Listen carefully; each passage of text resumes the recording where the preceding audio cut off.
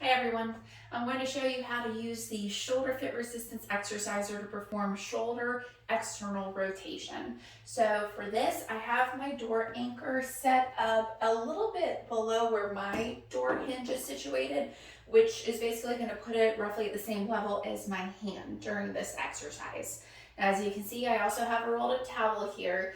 I think it's a little bit better support for the shoulder to keep a rolled towel under the upper arm, between the upper arm and the torso for this.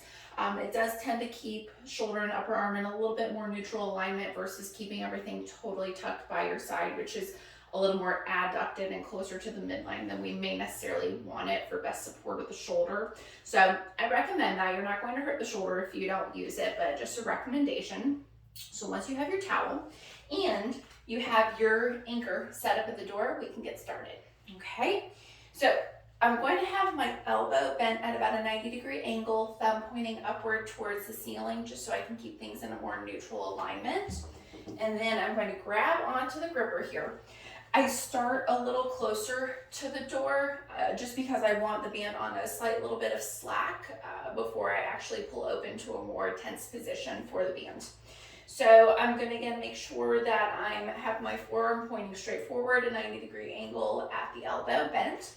Shoulders are pulled down and back, good upright posture. I am a little tight in the corner here just because of my layout with the corner of the wall, but make sure you're positioned comfortably where you have enough room to move.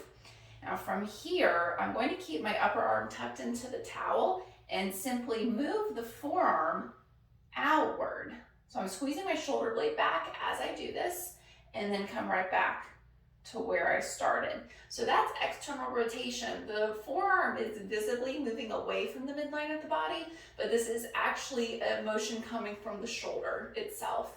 So again, I'm squeezing my shoulder blade back just to keep a good open posture, keep good support of that shoulder complex, back and forth here.